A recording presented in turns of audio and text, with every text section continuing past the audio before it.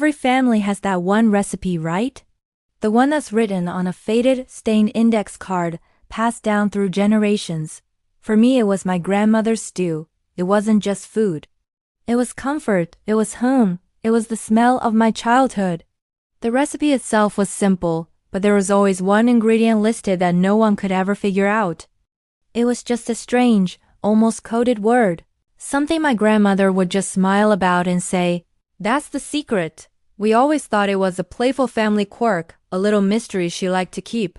For years we tried to guess, was it a rare spice? A special kind of herb? We tried everything, but nothing ever quite replicated that unique, comforting flavor of her original stew. After she passed away, I inherited her old recipe box. Going through it was like walking through a culinary history of our family. And there it was, the stew recipe, that familiar spidery handwriting, and that one cryptic ingredient. This time, though, I was determined to solve the mystery. It felt like a final connection to her, a puzzle she had left for me to solve. I decided to treat it like a historical document, a clue to a past I didn't fully know. The word wasn't in any cookbook, and a standard internet search turned up nothing. It wasn't a spice, it wasn't a brand name, it was something else entirely. This is where my journey truly began, a journey that would take me far beyond the kitchen and into the pages of history. My first real breakthrough came from a place I least expected. While digitizing old family photos, I found a series of letters tucked away at the bottom of a dusty box. They were from my grandmother to my grandfather, written during World War II. He was stationed overseas, and she was on the home front.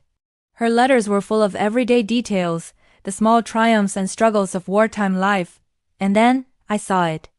The same strange word from her recipe. She was talking about her victory garden and how she had a surplus of this particular item. She wrote, "I've even found a way to make the stew taste rich with it, a little secret to make our rations go further." My heart started pounding. This wasn't a playful secret ingredient. This was a product of necessity, a symbol of wartime ingenuity and resilience. I dove into historical archives, searching for information about victory gardens and home front rationing during the war. I cross-referenced the word with ration lists, government pamphlets, and agricultural records from that specific time period. And then I found it. The secret ingredient wasn't a single item you could buy at a store. It was a specific type of preserved root vegetable, a variety that was heavily promoted by the government during the war because it was easy to grow, nutrient-dense, and stored well. It had fallen out of fashion completely after the war, replaced by more modern, convenient options, which is why no one recognized the name anymore. Suddenly, the recipe wasn't just about a delicious meal, it was a time capsule. Every spoonful was a taste of my grandmother's experience during a monumental period in world history. She wasn't just cooking. She was making do, stretching resources, and pouring her love and hope into a pot for her family during a time of global uncertainty. The secret was her quiet strength, her contribution to the war effort from her own kitchen. This vegetable, once a staple of survival, was the key. It was a taste of history that had been hiding in plain sight on our dinner table for decades.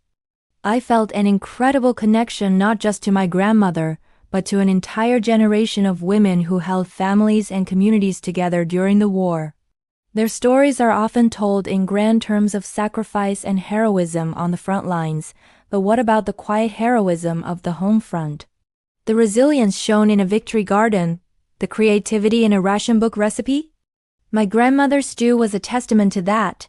It was her personal story, but it also belonged to millions of others.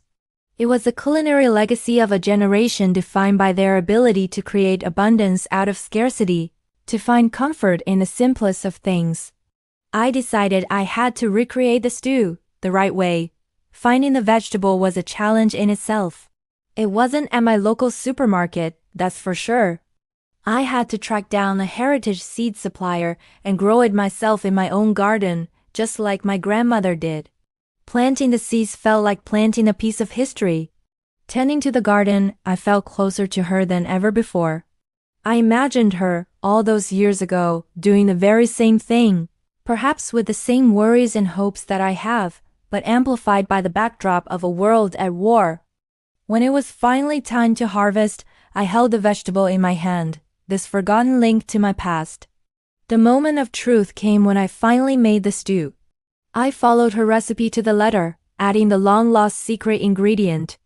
As the stew simmered on the stove, the aroma that filled my kitchen was different. It was the smell I remembered from my childhood, the one I could never quite replicate. It was the smell of my grandmother's house on a Sunday afternoon. When I took that first bite, I was transported back in time. It was more than just a flavor, it was a feeling. It was warmth, it was love, it was the taste of resilience. I was tasting history. This journey taught me that our family stories are woven into the fabric of history in ways we might not even realize. A simple recipe can be a map, a treasured object can be a key, a faded letter can be a doorway to the past. It made me wonder how many other secrets are hiding in our own family histories, just waiting to be discovered. These personal legacies are not separate from the grand narrative of history. They are the threads that make it up. They are the human stories behind the headlines and the dates in textbooks. What started as a simple quest to solve a culinary mystery became a profound journey of discovery. It reconnected me with my grandmother in a way I never thought possible and gave me a tangible link to a pivotal moment in our shared past. It's a powerful reminder to look closer at the traditions and heirlooms passed down to us. Ask questions. Dig deeper. Because you never know when a simple family recipe might just unlock a forgotten chapter of history. Thanks so much for coming along with me on this incredible journey. If you have a family story or recipe that holds a special secret, I'd love to hear about it in the comments below. Don't forget to like this video and subscribe for more stories about the history that surrounds us every day. See you next time.